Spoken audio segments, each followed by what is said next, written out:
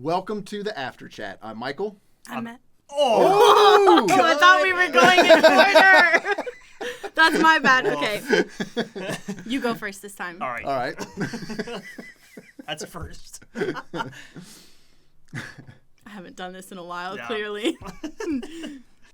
Welcome to the After Chat. I'm Michael. I'm Ellis. I'm Madison. And today we're going to be talking about vices.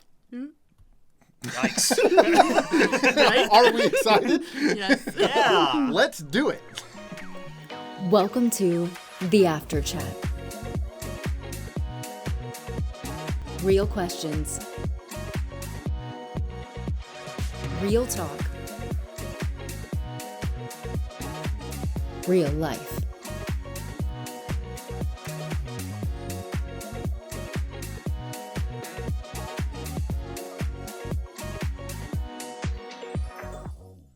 All right. What's a movie you can watch every day? Every day. Hot Every day. Rod. Hot That Rod? is so funny. I love that movie. That is a good one. That's massively underrated. Oh, it is. What is it? The grilled cheese versus the taco fight? Is that what it was? I think so. Yes. I haven't watched it in a while, but I love it. That was funny. I like the one where they're like dancing outside of the van. That part where they're like just really awkward about it. No, Ian McShane, like his dad that's on the sofa in that one. Like he is he's such a good actor. I thought him and Andy Samberg did very well together in Yeah. that. I'm probably going to go Unforgiven on this. Clint Eastwood, one of my favorite movies. Do you know what it is? We've talked about this one previously. Yeah. Oh. Yeah. No, it's just the opposite I'm going of to Google it. Yeah, it's the opposite of the typical hero's journey. Like he has to become his worst self. And it's just different than any other movie really out there. Won an Oscar for Best Picture, I think. But no, great movie. That's a heavy choice for daily. It's so good though. Like there's so many like non-intentionally funny lines in there that it makes it good. So Nice. I would Unforgiven. I'm going to go with Inception. I know you have feelings about this one, but it's one of those I've noticed a detail I didn't notice before. Every time I watch it, I'm like, oh my gosh. It's genius. I love this movie. I have to give it another run. Like I've fallen asleep trying to watch it several times. I've never watched it. Oh. I'm sorry. Yeah. That hurts. Oh, man. I'm going to give that a shot over the Christmas break. All right. And see if I can get back through it. And I'm going to rewatch Hot Rod too. I'm going to watch Hot Rod. This was and great Unforgiven. movie choices. There you go. Yeah. Here we go. Yeah. All right. So what is the worst meal you've ever cooked? So, okay, I don't know if it was my fault, but this happened the other night. I was trying to make some popcorn on my stove top because I don't have a microwave. It never popped. I don't know if my popcorn was just like stale or something, but I just fried corn kernels, like popcorn kernels. They literally never popped. I don't know if they can go stale. Also, I still haven't washed the pan, so. Well, that's a fun chore. You're just delaying for later. Yeah. Yeah. Oh, well. You? How much time we got?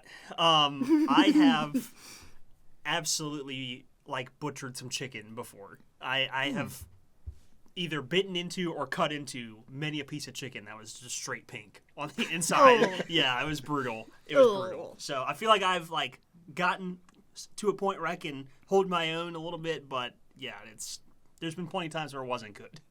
A good meat probe would help that out. Yes. Like one that you can leave in while it's cooking, and that way you'll know when it hits 165. They make those? Yeah. Yep. Oh. You can get one on Amazon right now for $8. Okay. So hold on a second. I'm gonna... I didn't know that existed. Yeah. I thought you had to put them in while the oven was open. No, there's some that you can leave in, and then the core just comes out of the oven, and you just have the little thing sitting on. Sorry, I got distracted by a fluff. And it's just... I'm listening to you, I promise. Okay. And Ellis, so it comes out of the oven, and you can just set it on the counter, and then set it to the temperature that you want, and then it'll ding whenever it hits it. Wow. So How about that? the more you know. You changed my life today. That's what we're here for on the After Chat. Hope it changed some of y'all's too. What a time to be alive. Modern technology. It's crazy. I mean, whenever I first got a smoker and I wanted to start learning how to make ribs, I ruined rack upon rack upon rack upon rack until I learned how to get it right. So those were like many expensive lessons.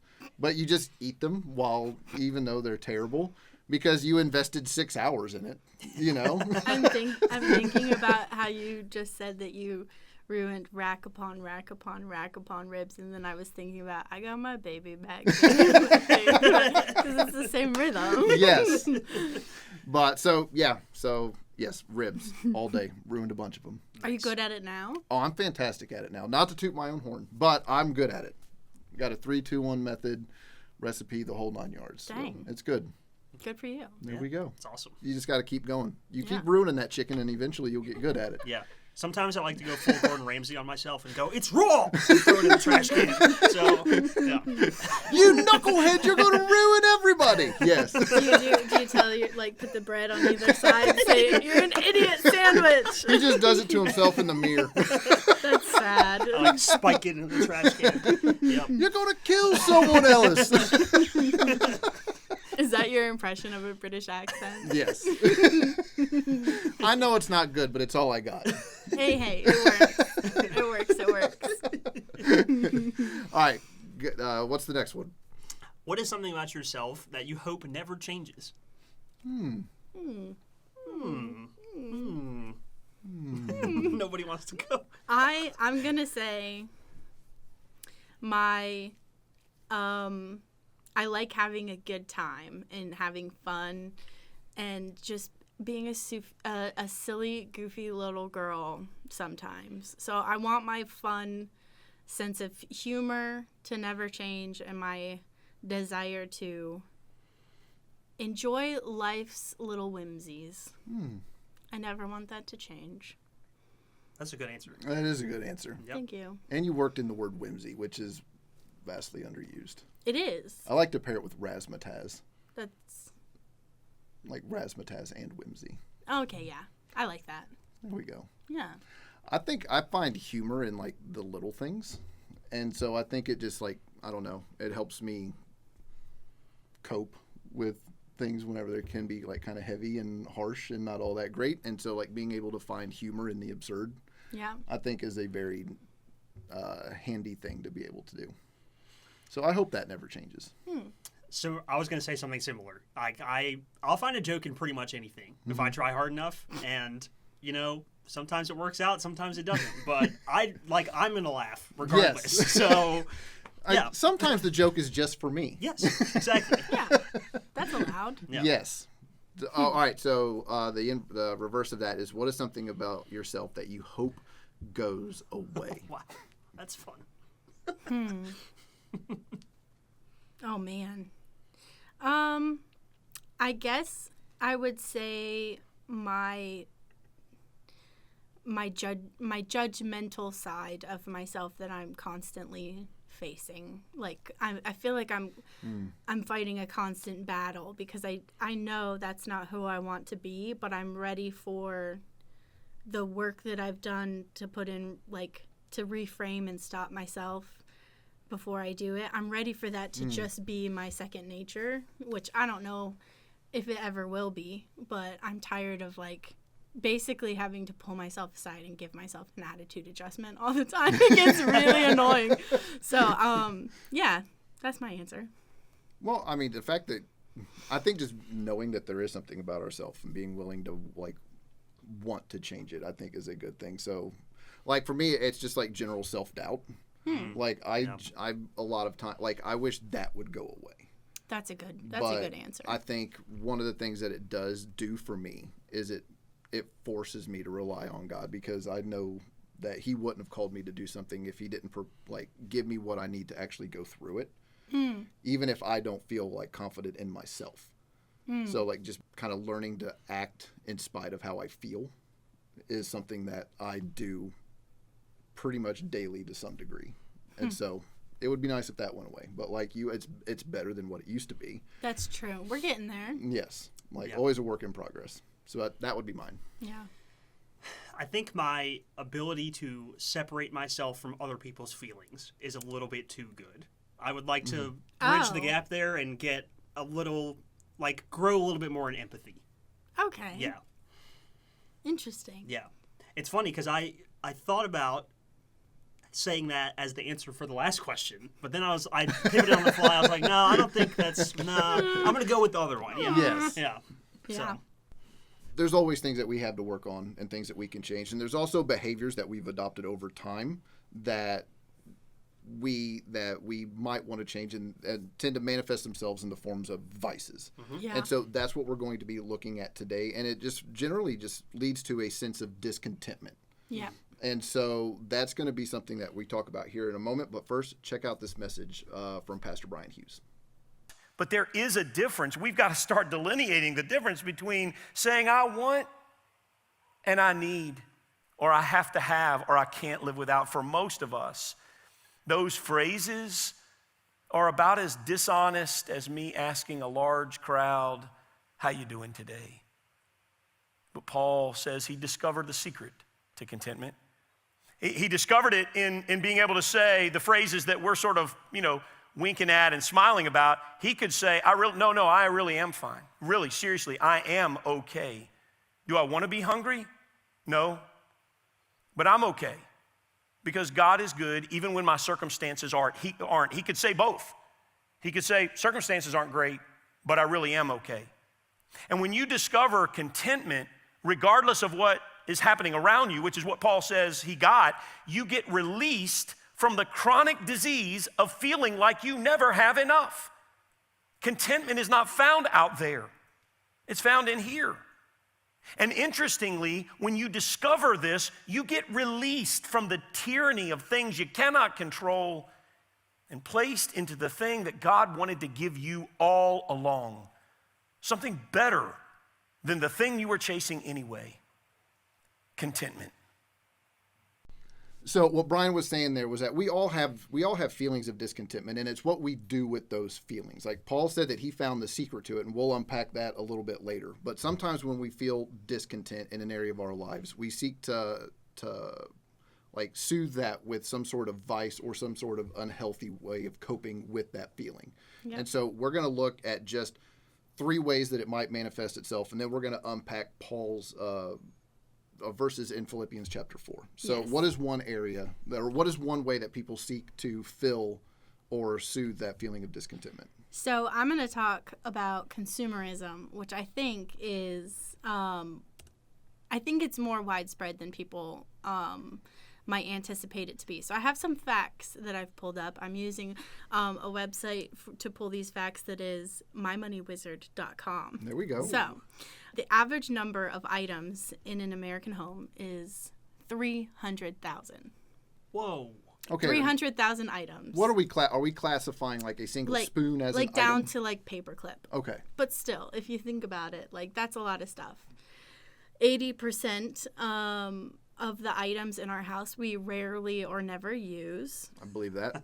There's been an 100% increase in consumption of material goods over the past 50 years. Like that. 1% of the total material flow through of consumption, which, I'm going to rephrase from what they're saying. Basically, we buy something and then it's still in use 6 months later. Only 1% of the things that we buy we're still using 6 months later. Wow.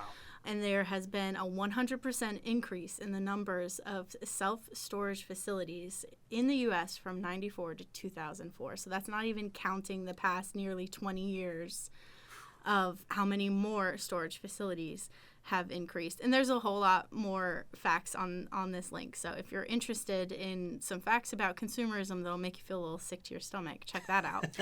But if you're looking to get sick to your stomach. But yeah. But I hadn't thought about the storage unit thing. I mean, I can think of just 2 that have been built not far from here. Mm-hmm. They're everywhere. And Yes. they're a valuable place, but I feel like most people have a second house in them versus some people use them as like transition spots, like in between moves, or I don't know. It's just there's so many of them everywhere. So I'm gonna define consumerism for us a little bit. It's the preoccupation of society with the acquisition of consumer goods. Or it's an idea that increasing the consumption of goods and services purchased in the market is always a desirable goal, and that a person's well-being and happiness depend fundamentally on obtaining consumer goods and material possessions. Now, we can really quickly unpack that as Christians, we don't want to place that kind of importance on like physical objects. Like Jesus in particular had a conversation with the rich young ruler where that was the hindrance in him being able to follow Jesus, was he did not want to sell all of his items and give the money to the poor. Like, he had an emotional attachment to his items. And this is something that I have dealt with myself, and it's been in different it's been filling different voids in my life. Sometimes it's greed, like I just want this thing. Sometimes it can be a version of lust, of this person has this thing and I am wishing and hoping and wanting and desiring that I have that thing as well, which I guess could be a version of greed, but it's I don't know. There's some nuance there between greed and lust, I think, when it comes to stuff. And just general discontentment or escapism from reality. Yes. That's kind of what it's done for me. So my story with consumerism has been just from a very young age. Always we had tight budget as a family, and so then when I got my first job at 15, I had the ability to spend my money on stuff whenever I wanted to, and to go from restraint to abundance, it just kind of swung the other way. It swung out of control quickly, and it landed in me getting in credit card debt at a young age, which not great. And I moved into my first apartment as a young person, and I had a 1,500 square foot apartment, so massive apartment. Nice. It was actually it was like a duplex, so it was like the bottom floor of a house, and so I had like this massive space, and I just, over the year that I had that lease, continued to consume things because I had the place to put it, and I kind of landed at the end of that year in a spot where I was like, I have so much stuff. I'm living paycheck to paycheck. I can't save any money, and so I had to drastically downsize. I did get a storage unit. I have a storage unit that I pay for monthly, but it's because I got rid of a bunch of furniture and downsized, and I bought a camper that I turned into a tiny house, and I still live in it, and it's been like almost 4 years now, and I'm able to save money, but it's been a continual process of, I'm in a small space, a really small space now. I think it's like, I'm trying to do the math, it's probably just over 100 square feet. Okay. It's itty bitty, so I'm constantly faced with this thing comes into my home. Something has to go. It has to go. Or, like, it has to find a spot to land. In my storage unit is, like, full of stuff that is... Now I'm, like, arguing with myself over, do I need my storage unit? It's for when I eventually get a normal home. It's my furniture that I didn't want to just trash for no reason. So I have some furniture left in there, but it's the smallest one I could get. So it's not like it can go in there either. Well, that's what I was going to ask, was how big is the storage unit in relation to your house? Is it bigger?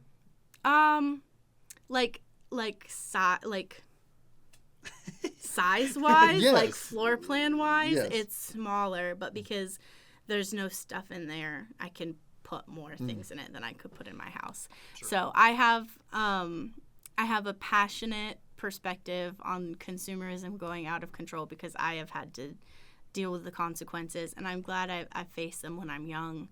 My only debt right now is my car payment, so I'm getting there, but consumerism will get you quick. And then, like, I don't know if you guys deal with this, but whenever stuff is really cluttered around you, just feeling... I find it difficult to physically relax. Yeah. Yes, same. I like maximalist decorations. Like, I like to have my little knickknacks and cute little things that I have. You know, I picked up this rock at this beach, and it's a memory. Like, I like having memories. Yes. But I don't like having junk. Yes. Yeah. No, I find it physically difficult to relax in a cluttered space. Like, I mean, but that's like the garage is where things just go to disappear. But like if you walk through my home, like it's very like minimalist. Like there's not a whole lot of stuff and clutter. Like everything has its place. Everything is nice and neat. But if you go to my garage, it just looks like my house threw up in it. But it's out of sight, out of mind. Like the storage unit. Yes, like the storage unit. I mentioned before, my wife is kind of the deep cleaner, but when it's time to tidy up, that's me. That's my jam. So like literally last night, I just got up off the couch and started tidying up our kitchen, and she was like, "Was that making you anxious?" And I was like, "Nope, not at all." I'm like, "Ugh." So yeah, first year we lived in our house, we had this back room where we were just, we were getting wedding gifts and move-in stuff, and we were just chucking stuff. It sounds like your garage. Yes. Recently, probably a month or two ago, we finally went in there and got rid of all that stuff or put it where it needed to go, and it was just like such a mental load that disappeared, and it's so nice. Yeah, so, no, I don't like opening my garage door. Yeah. Like, because I don't want to have to go in there and look at the mess that happens to be there. Yeah. Yeah, I like going through every so often my stuff and kind of just culling it down to this is what I want to have, and then the extra stuff, which hopefully I'm on top of my budget and my spending habits enough to not have a lot of extra stuff, but kind of just continually evaluating, am I actually using this? And if I'm not, then it goes into my trunk, and then it goes to Goodwill eventually when I remember that it's in my trunk and I have to take it to Goodwill. So there's like lots of stops along the way of where stuff lives. But overall, it is it's very freeing that stuff does not rule my life anymore in the way that it used to. Well, and the next one that we'll look at is food. That can definitely be a vice for a whole lot of people. And so a lot of people think of a food vice in relation to the word gluttony, and there's good reason for that, because the definition of gluttony is person who eats too much or a person who eats or consumes immoderate amounts of food and drink, and it comes from the Latin word glutio, meaning to swallow or gulp down, which I thought was a good one. And personally, I can lean into food too much because I like the dopamine hit whenever like I'm eating and cooking. Like I like to cook. I mean, you guys have heard me talk about that. Like I like the dopamine hit that I get whenever I'm doing that. But it can also lead to me eating large amounts of food, especially when I may be feeling anxious, or cause I'm a depressive person. I've mentioned that before, and that is a soothing thing for me to do. And like I had a lot of food insecurity whenever I was a kid.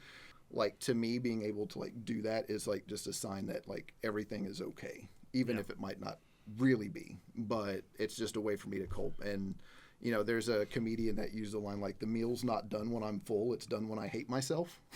So, like that's a private little joke. Like someone will say, "Do you hate yourself now?" It'll be like, "Yep." Like that's when I'm done.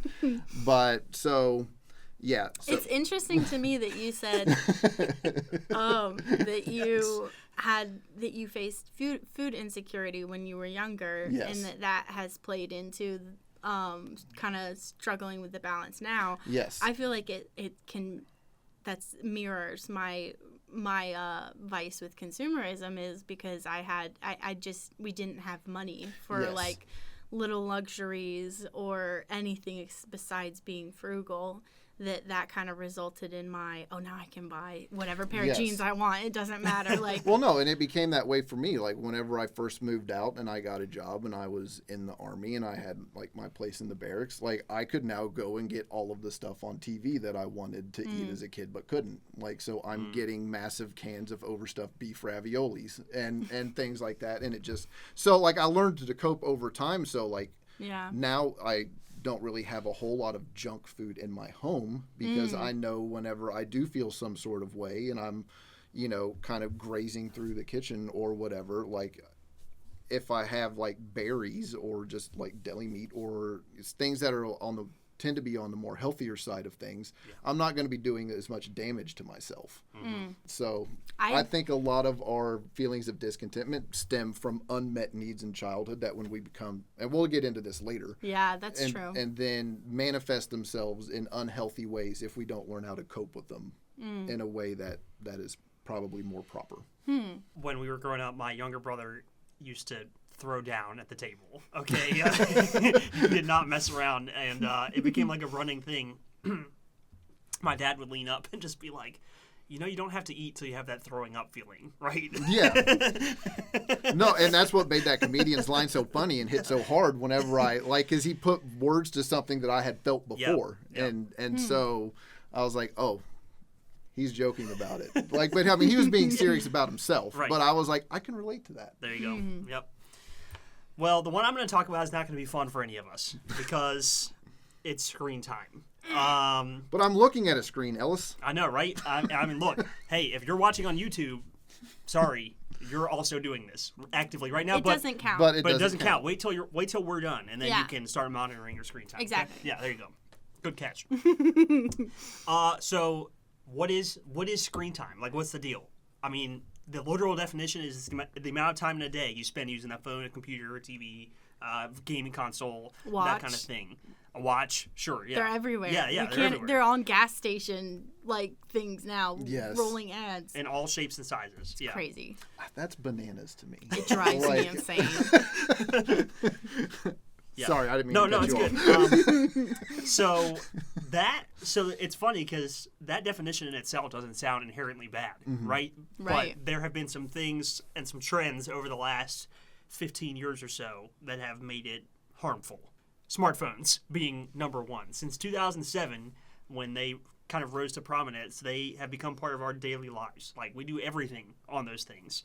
In 2019, 81% of American adults reported owning a smartphone. That's up 64% in 2015. So just a 4-year Dang. gap. That's and then crazy. another just huge piece that has exacerbated this even more is COVID-19, where Yeah. we were all at home by ourselves with all of our screens. I wasn't. I still had to go to work. I'm rolling away now. Okay, I'm coming back.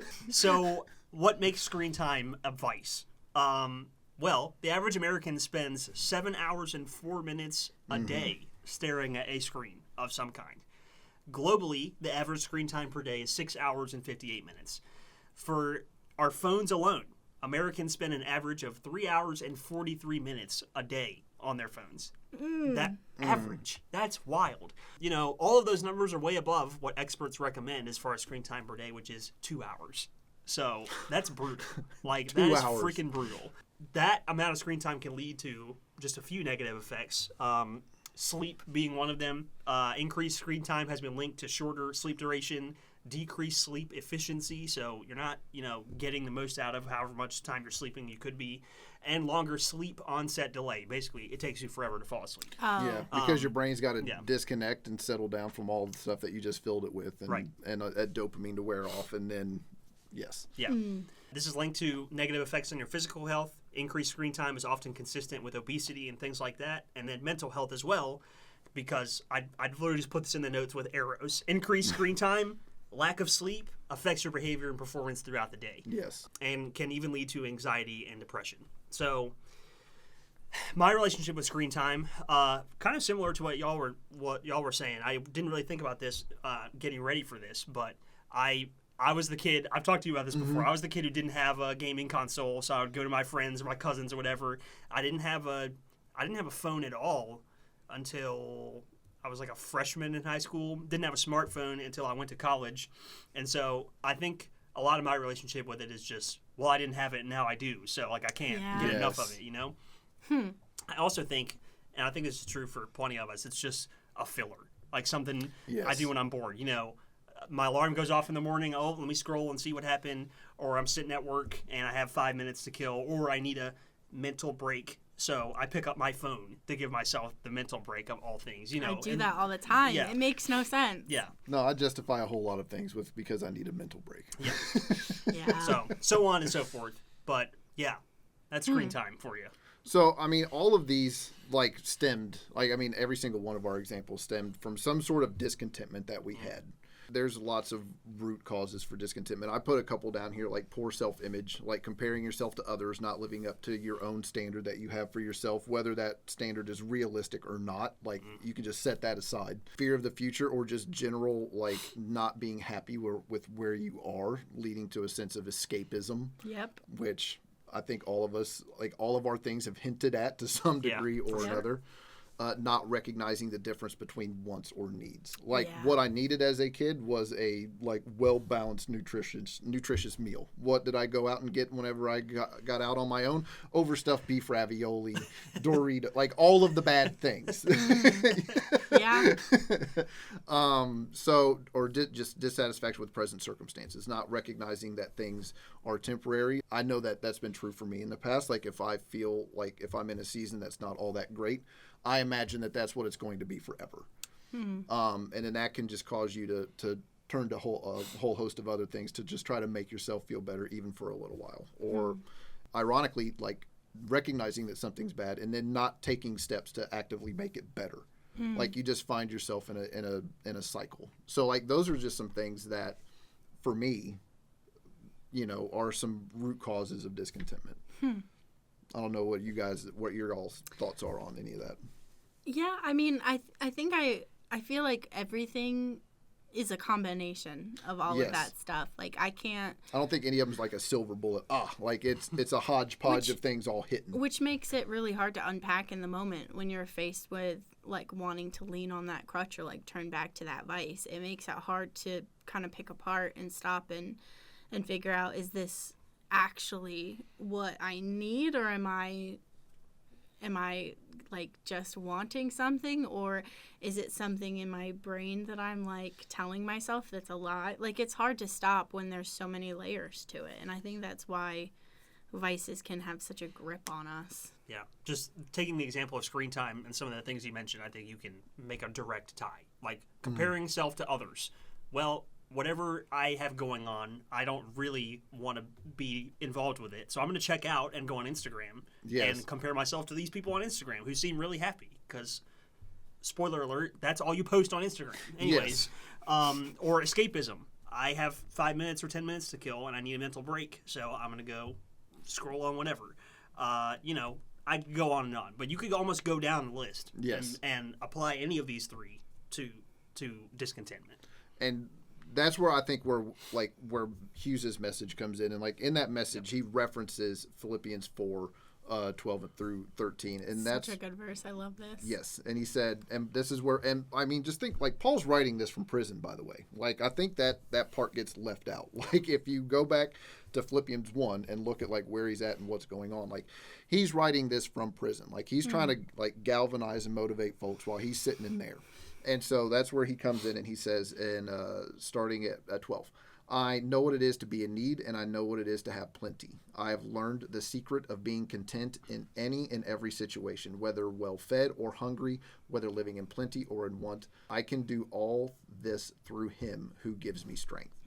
So he's saying that he kind of found like a way to be content in whatever situation he's in. And for me, whenever I read that, like Paul was able to be content because he could see life from God's point of view.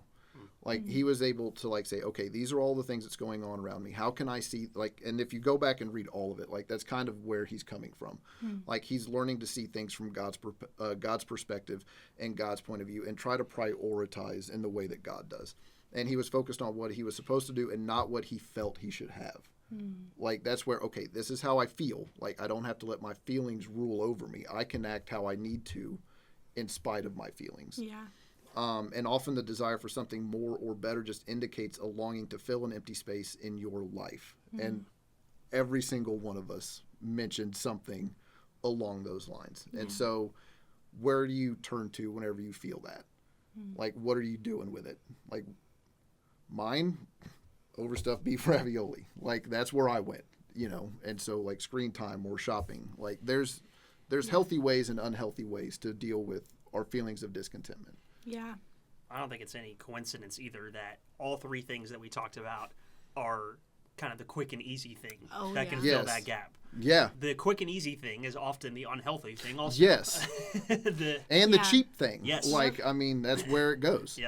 So I feel like you really have to make, specifically with these three things, make it hard for yourself to get there. So like you shared, you just don't keep junk food at home. Like, Yes. that's a choice that you make so that it's not there when you might be in the headspace where you want to turn to it.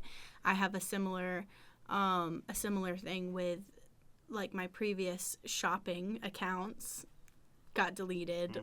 I do have Apple Pay now because I lost my debit card. Don't look at me.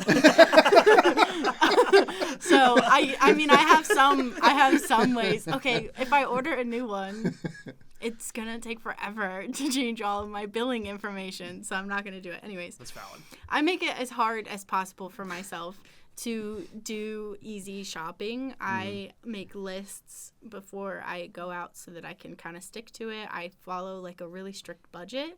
I'm still in this phase where I have I like budget everything precisely, and then all of my like extra money and savings goes into a completely separate account that takes like a full business day to transfer to my like debit account, so I can't like just spend it if I feel like it.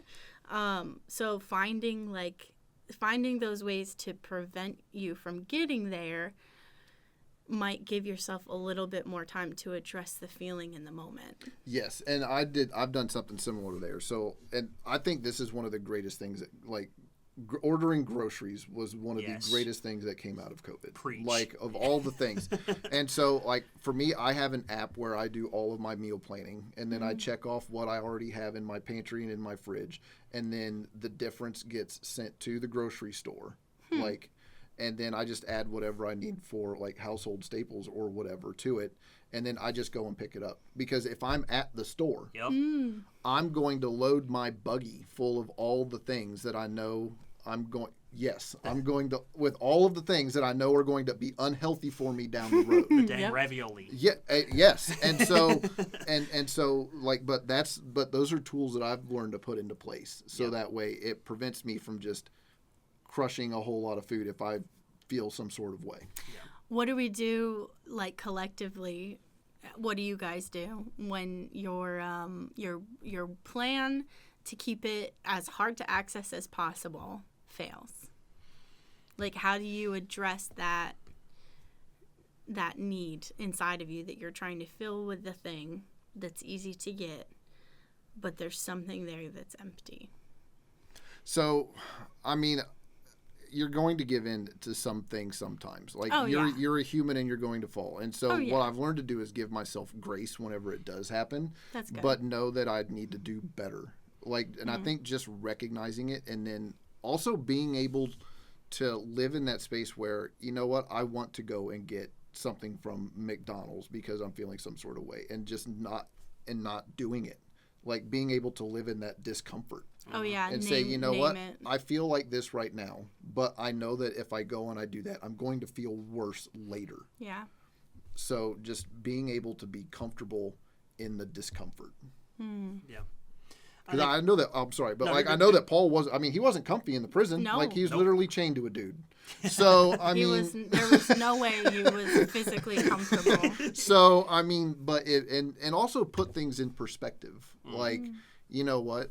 And that's one of the things I love about Scripture so much is like, okay, if Paul could write that while shackled to a dude and still be out galvanizing other people, like, I can make it the 30 minutes home and cook something as opposed to going to the McDonald's. Yeah. Yeah. Yeah.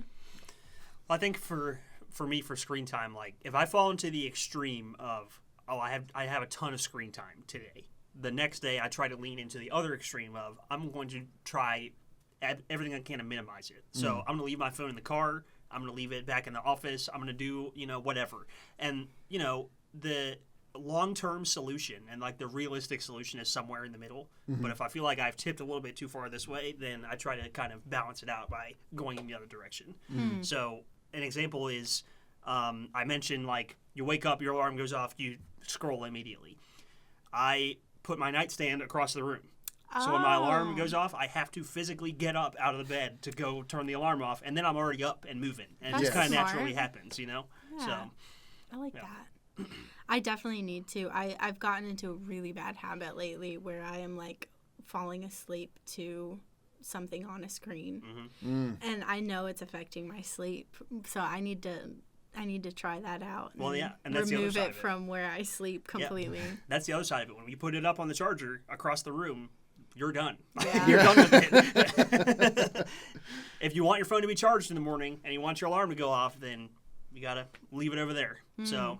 Oh, there was one more verse on here. Did you put that on there? Oh, that was me. Okay. Yeah, I threw Psalm 23, verse 1 on here because I think about this a lot in relation to this. It says, a Psalm of David, the Lord is my shepherd, I lack nothing. Other translations say, I have everything I need. And I think the way I try to think about it is like, if I made a list of the things I want or need, do I have all of them? No. But the things I have, that's everything I need. I lack nothing. Yes. You know, I can make do and get by with the things I have right now. Yeah. And that's just a great, that's the type of perspective that we need to have, being able to differentiate between wants and needs. And that's where things can get really wonky for a whole lot of folks, and then lead to that discontentment that you seek to then soothe with all of the things that we've mentioned here so far. Yeah. Well, the great thing about differentiating between your wants and your needs is that we are allowed to pray about it. We can say like, hey God, I don't know if this is something in me that is just needing you, or if I'm actually in need of this thing, and have a conversation with him. And then also that scripture that you put down at the bottom, that's one of the regular, I think I had talked about this before, one of the regular breath prayers that I will do of the Lord is my shepherd. I do the I have all that I need. So I breathe in, the Lord is my shepherd.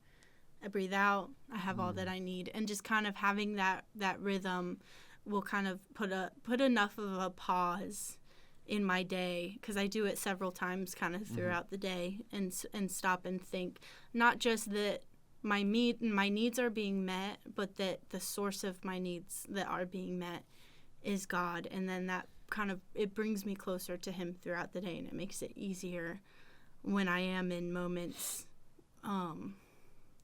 where it's hard to see that my needs are being met, that God is with me. I think that's a great spot to end this on. I think so. Yeah. Well, thank you guys for joining us. We hope you enjoyed the conversation, and if you leave us a review, we'll get you a mug. Very nice. They are nice. And we'll join us in the Facebook group, and we'll see you all back here next week for another episode of The After Chat. Thanks for joining us for The After Chat. If you enjoyed this episode, share it with others, post about it on social media, or leave a rating and review. To be the first to hear our next episode, be sure to hit the subscribe button and get notifications for new content. You can also follow us on social media on Instagram at PCC Wired and Facebook at Passion Community Church. For additional resources and links, check out the description. Thanks again, and we'll see you next time on The After Chat.